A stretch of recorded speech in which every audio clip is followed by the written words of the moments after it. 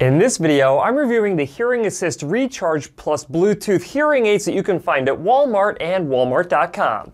Coming up.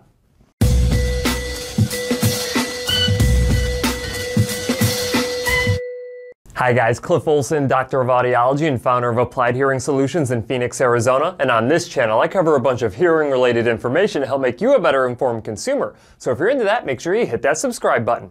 And don't forget to click the bell to receive a notification every time I post a new video. A little while back, a not very well-known online hearing aid company called Hearing Assist started selling their hearing amplifiers in Walmart pharmacy sections and on Walmart.com.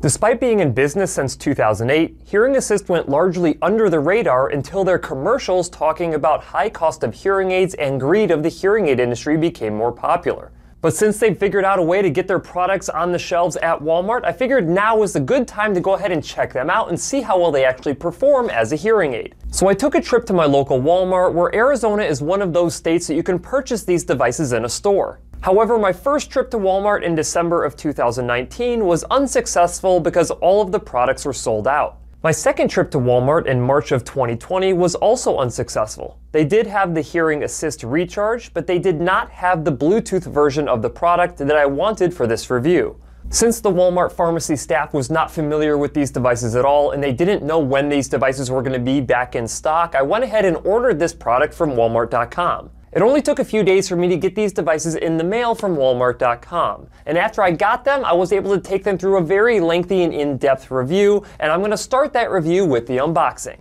All right, let's go ahead and check out and see what we've got inside of the box here.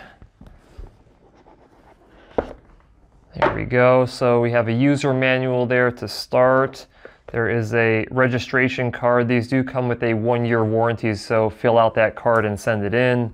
A little quick guide there for you, a little welcome information there for you as well. So let's set that off to the side and get into the actual devices themselves. I'm actually just going to turn this over. It's easier to get the stuff out this way. There we go. All right, so since these are rechargeable devices, I'm going to go ahead and pull the charger out. Fairly typical micro USB charging cable there that you can also plug into the wall with this little adapter there. And then here is the stand, the charging stand that you have with these devices. There we go. So that's what you have there for charging. In terms of the accessories here, just a few things. There's a little cleaning brush and then some extra domes, different sized domes inside of the bag as well. And then of course you have the hearing aids themselves. There you go. And they come with a medium length tube on there. I did call Hearing Assist, and they also have a longer version of the tube and one size shorter version of the tube as well. So ultimately they have a small, medium, and large length, or small, medium, and long, I guess you would say, length of tubes for these.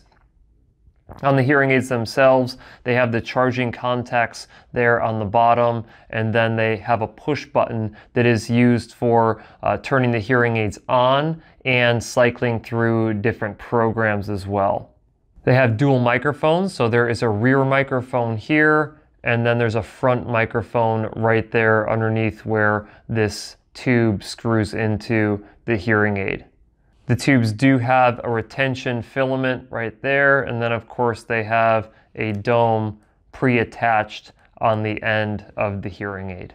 That's it for the unboxing. Let's go ahead and get into the rest of the review. Of course, every time I get a new product to review, I always get really excited, but when I got these devices inside of my ears to perform some testing on them, upon taking them out, I actually got the dome stuck in my right ear. Thankfully, I was able to have my colleague, Dr. Lacey Lee, remove the dome for me, otherwise this would have resulted in a trip to the emergency room. Alright, so let's first talk about the physical fit of these devices. So I'm going to take the left one and put it inside of my ear, and the first thing that you'll notice is the tube length. So they sent a tube length of a 2. They have a 1, a 2, and a 3 length tube that goes on here. So you need to really find the one that fits your ear the best. Now, I have a really short amount of space between the opening of my ear canal and the top of my ear. And when I'm wearing a hearing aid that is a typical hearing aid brand, I'm usually one of the shorter lengths. And they sent the medium length to me. So you have the 1 is the really short, the 2 is the medium, and the 3 is the long.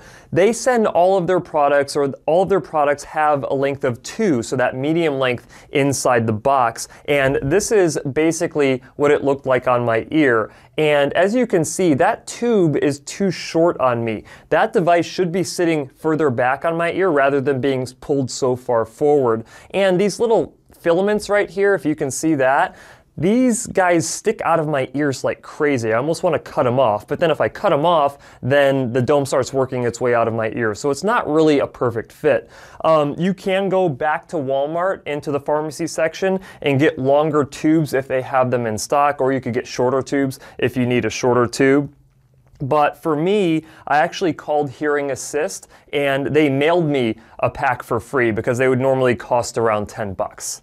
This is what the 3 length tubes, so the longest length that they have. And it makes me worry that if you're someone who has a pretty typical amount of space between the opening and the top of your ear, you would probably need a tube that's even longer than this one, but there isn't one that exists. But that definitely fits a lot better behind my ear with this longer tube. And again, that little retention filament there sticks outside of my ear, so I have to constantly be putting that back in. If I was going to keep these things as a long-term solution, I would definitely snip those off and see if I could find a dome that helped retain it inside of my ear better.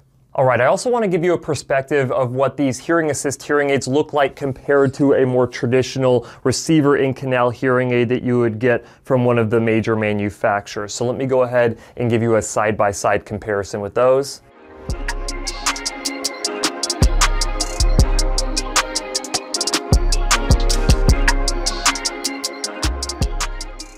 And this is a comparison from the front. I have a traditional receiver and canal hearing aid in this ear, and I have the Hearing Assist on this ear.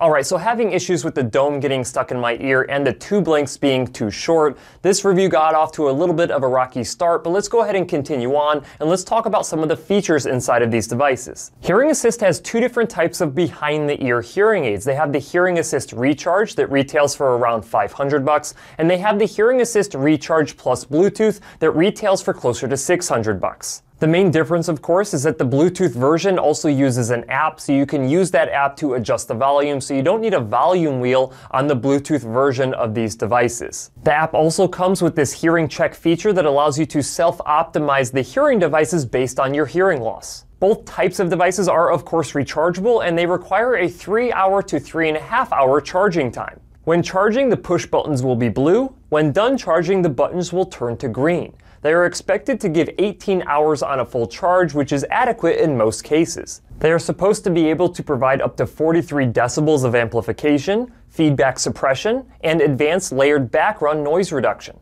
They also come with a 1-year warranty and a 60-day money-back guarantee. Now, I decided to review the Bluetooth version of these devices because I wanted to see how this app actually functioned with these hearing aids. But for all intensive purposes, from a hearing aid standpoint, the rechargeable version of these devices without Bluetooth function very similarly to the Bluetooth version of these devices. First and foremost, with the Bluetooth version of these hearing aids, just because they have an app, it does not mean that you can stream audio from your phone into your hearing aids. It does not allow for any kind of call function or any kind of streaming music or podcasts or anything like that. After you install and open the Hearing Assist app, if you find it necessary, the user guide video can walk you through all the steps to charge your devices, connect them with your app, and how to use the app.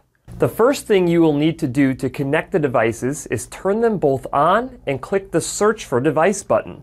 This should bring up both of your Hearing Assist devices that are indicated by a long string of numbers. Just tap on one of the listed devices and listen for the device that is beeping. If you can't hear the beeping coming from one of your devices, it means that your hearing loss is definitely too severe to receive benefit from these Hearing Assist devices, and you should schedule an appointment to see a hearing care professional. If you can hear the beeping, indicate which hearing aid that beeping is coming from.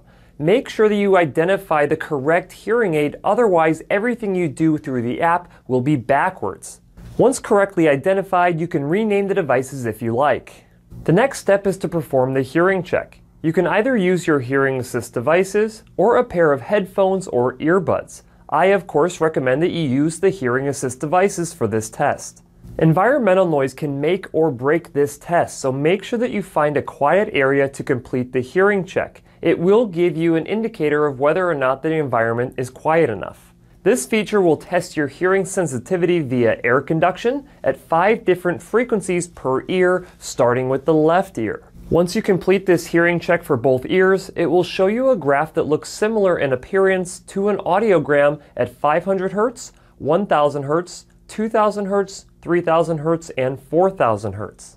When I compare the results of the hearing check to my actual pure tone thresholds that were taken in the clinic, you can see that it has the same general shape as my actual audiogram, except for the inaccurate readings at 500 Hz.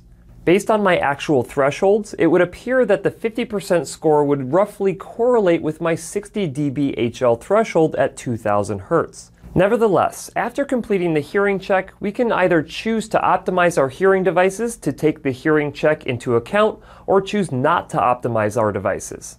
Next, let's go back to the main menu of the app and select Sound Control. Under the Sound Control tab, you have 4 different options that you can use to adjust your devices. First, you can change the mode or hearing aid programs between either all around, restaurant, traffic, or outdoor. Each of these programs progressively reduces the background noise by reducing amplification levels. The volume tab is pretty self-explanatory. You can adjust the volume either together or separate for each of the devices. The band tab is where you can control a 5-band equalizer between 500 Hz and 4000 Hz. This is where the optimization happens from the hearing check if you choose to optimize the devices. Since I opted to optimize based off of the hearing check, if we compare the left and right equalizers, you can see how much amplification was applied by the app for the right ear hearing device. The More tab has the compression settings. Basically, compression is supposed to reduce amplification of loud sounds and increase amplification for soft sounds. Later in this review, I will show you some objective measures to show you just how well these app adjustments really work when it comes to actually receiving benefit or not. To actually check how well these devices amplify sound, I decided to perform real ear measurement for a mild, sloping to moderate high-frequency sensorineural hearing loss in my right ear and a normal, sloping to moderate high-frequency sensorineural hearing loss in my left ear. This will give me an objective measurement to see how capable these devices are to treat a level of hearing loss based on claims from the Hearing Assist website. When performing real ear measurement, we are looking to see if the amplification of a hearing device is capable of meeting the prescription of sound required to successfully provide audibility to a hearing impaired individual. The hash mark lines on these graphs indicate the prescriptions for hearing losses that I illustrated earlier.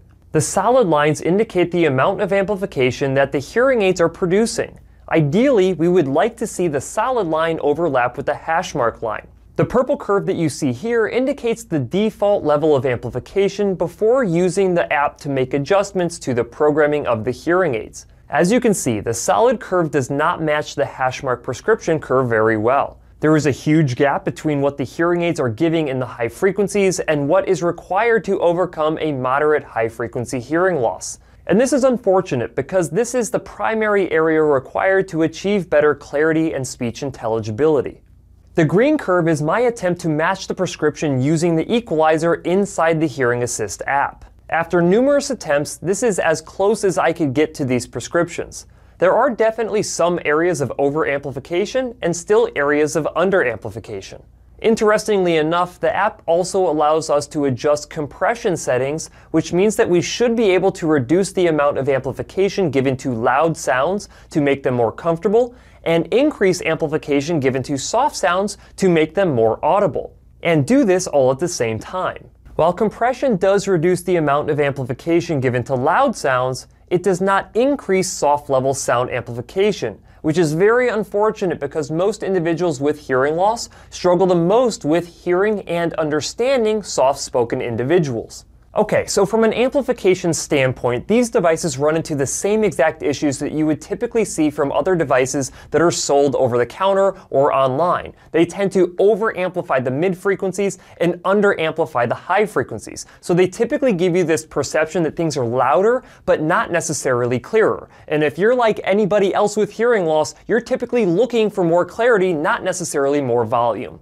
Now, to give you some comparison, these new green curves represent the amplification of traditional hearing aids that you would find inside of an audiology clinic. You can see how much better they are at matching the prescriptive hash mark lines. They are nearly perfect at precisely amplifying sound for these hearing losses, which means that you get the full amount of benefit out of these hearing aids and the most speech clarity possible. Not only does the lack of adequate high-frequency amplification prevent you from understanding people clearly in a quiet situation, it also significantly hinders your ability to understand speech in background noise. If you're like most individuals with the hearing loss, you hear background noise really well, but you don't have the high-frequency information, which is what our brain uses to separate speech from the background noise. That being said, let's go ahead and take a look at the noise reduction capabilities of the Hearing Assist hearing aids, which I can also perform an objective measurement of. When I'm performing noise reduction measurements, I'm seeing how much background noise the hearing aids reduce and how quickly these devices do the reduction.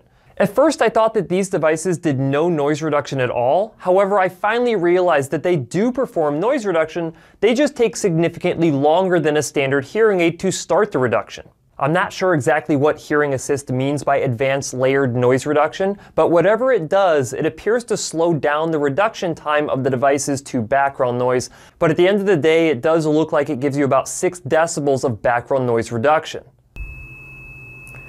Now, you can only do that so long before you actually get a hearing loss, but what I'm doing is I'm seeing if their digital feedback suppression actually kicks in at any point, and I can't tell that it actually does. Feedback is basically that whistling that you get from your hearing aids if sound is being over-amplified and then leaks out of your ear canal and recycles back through the microphones. That's something that you do not want to experience. That being said, in my opinion, from a digital feedback suppression standpoint, these devices just aren't that good. All things considered, it is nice that the Bluetooth version of these devices allows you to do some kind of a hearing check. The other thing that I'll say is that if this is what the hearing devices are going to be like when the FDA finally creates guidelines for the Over-the-Counter Hearing Aid Act, I am not going to be surprised if a lot of individuals who purchase these devices aren't going to have a lot of success, because they just don't have the capability of customizing specifically to someone's hearing loss, which means a significant reduction in your overall hearing ability. While these devices are only $500 to $600, there are other hearable options on the market right now that are less money and actually perform better than what I find these devices to perform.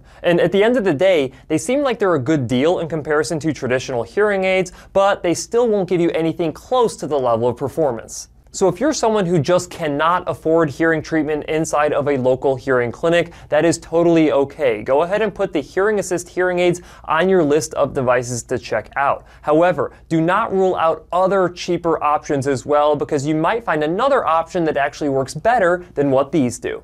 That's it for this video. If you have any questions, leave them in the comment section below. If you like the video, please share it. If you want to see other videos just like this one, go ahead and hit that subscribe button. Also, feel free to check out my website, drcliffaud.com.